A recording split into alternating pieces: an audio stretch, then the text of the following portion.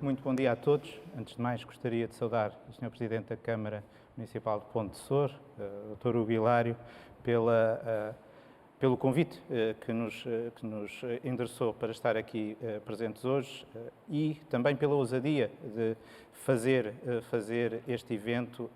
nestas atuais circunstâncias tão difíceis.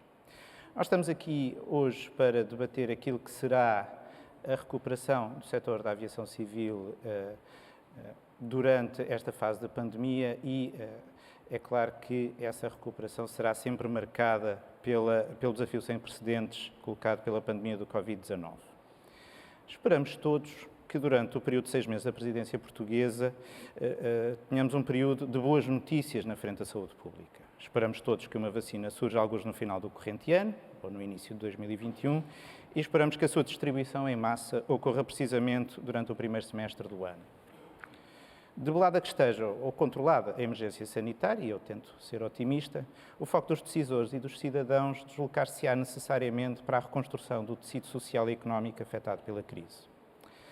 A nossa geração terá a dúbia honra de passar por duas grandes crises num curto espaço de tempo, testando os limites da coesão social e económica da Europa. Ironicamente, se pensarmos nas características da crise do subprime e da atual crise, sem nada ter a ver com saúde pública, a primeira teve um comportamento muito mais semelhante a um vírus. Teve um foco inicial e muito intenso em economias mais desenvolvidas, rapidamente se propagou pelo mundo e acabou por ter efeitos mais profundos e persistentes, precisamente nas economias que já lidavam com debilidades acumuladas. Em comparação, a atual crise tem um perfil diferente, afetando todos os países de forma semelhante, e essa característica tem algumas consequências importantes. Todos nós recordamos certamente que Portugal foi um dos países mais afetados pela crise financeira anterior. E também nos lembramos que o setor do turismo,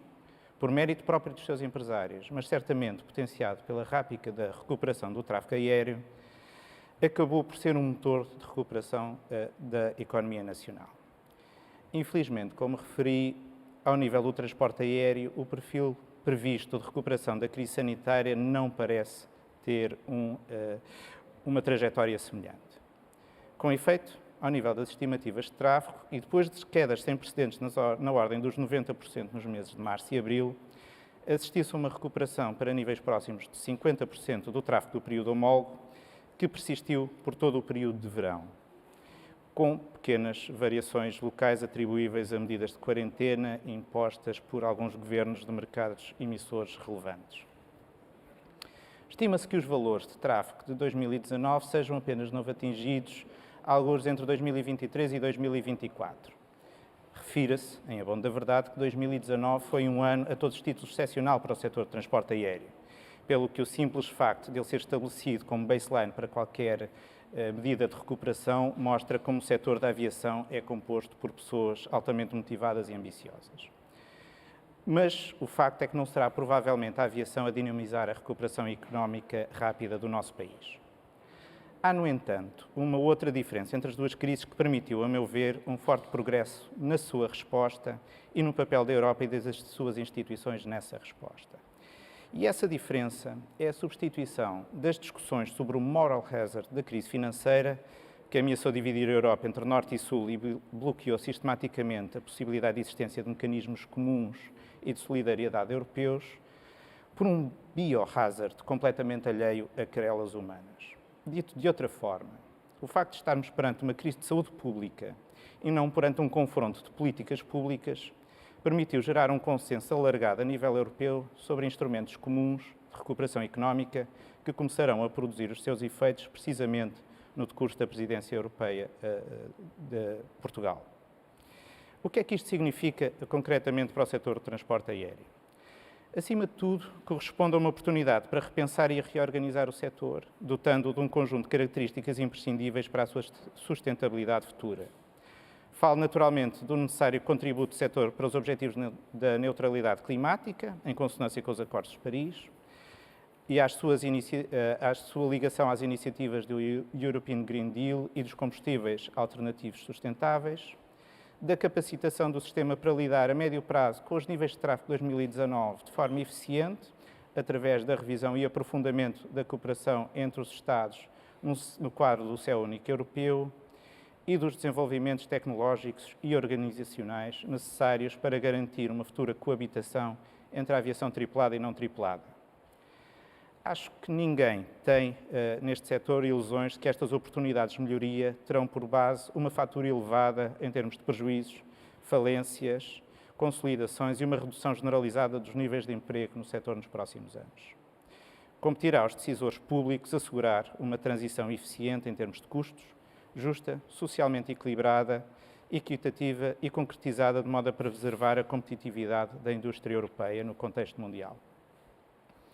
Chegados a este ponto, gostaria de vos falar um pouco sobre as lições que devemos aprender com esta crise e o contexto de atuação da ANAC durante a mesma. Com o objetivo de promover a recuperação das ligações aéreas globais de maneira segura e sustentável, a ICAO publicou um conjunto de diretrizes que facilitarão a convergência, o reconhecimento mútuo e a harmonização das medidas relacionadas com a aviação em todo o mundo. O Take-Off Guidance, produzido pelo grupo CART, Council Aviation Recovery Task Force. Os Estados deverão implementar as medidas global e regionalmente harmonizadas e mutuamente aceitas nos domínios de safety, security e facilitação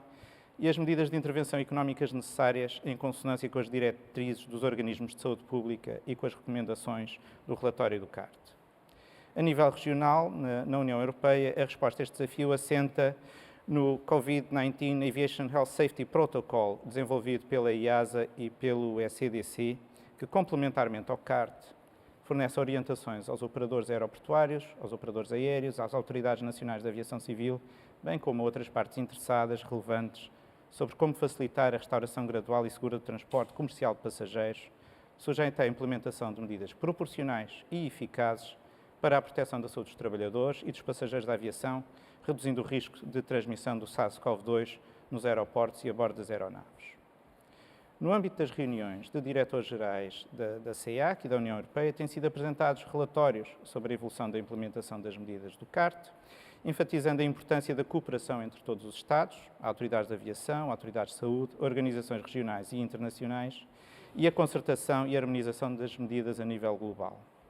Salienta-se o valor das reuniões de coordenação a nível europeu, como momentos de partilha não só do conhecimento e de informação atualizada, mas também de troca de experiências, boas práticas e pontos de vista, crucial para um bom entendimento e concertação entre todos. Importante também é a discussão e o feedback transmitido pela indústria, bem como as medidas que podem ser ativamente promovidas para garantir a segurança de todos. É essencial que a abordagem regional e global seja assim coordenada e harmonizada numa perspectiva de competências partilhadas e de confiança nas instituições. A ANAC, como todos os reguladores da aviação civil, assume especiais responsabilidades neste contexto, na disseminação, implementação e enforcement de algumas destas medidas, procurando ativamente contribuir para esta atuação coordenada e harmonizada. As medidas encetadas pela ANAC centram-se no âmbito do seu próprio sistema de gestão, na promoção de atividades adaptadas ao novo contexto e ao quadro regulamentar e regulatório internacional, designadamente através da reprogramação das suas atividades e dos seus recursos para a monitorização da implementação das medidas previstas a nível regional.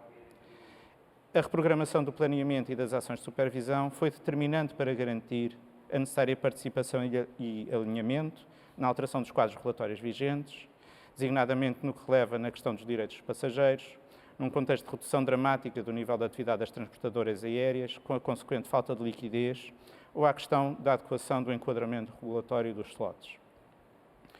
O apoio ao Governo na definição e implementação de novos quadros regulamentares adaptados a este contexto, com necessário suporte e coordenação com as autoridades de saúde locais, tem sido igualmente uma das áreas de intervenção da ANAC. A prorrogação da validade das certificações do pessoal aeronáutico, bem como a derrogação de manutenções programadas e a implementação de guidances em matéria de supervisão, tem promovido uma resposta concertada das RSOs e das National Supervisory Authorities, a qual deverá ser agora alavancada para ajudar no processo de recuperação da aviação civil. É o entendimento da ANAC que esta abordagem prosseguida pela ICAO a nível mundial e pela IASA a nível europeu, em estreita cooperação com as autoridades de saúde, na procura de uma atuação semelhante entre Estados-membros, garantindo segurança aos stakeholders, desempenhou e continuará a desempenhar um papel importante na retoma do setor. É neste contexto que a presidência portuguesa do Conselho da União Europeia irá dar os seus contributos para a retoma da economia e do transporte aéreo em particular, fazendo com que esta resposta coordenada a nível europeu possa trazer uma melhoria significativa e de forma sustentada para a aviação civil. Muito obrigado.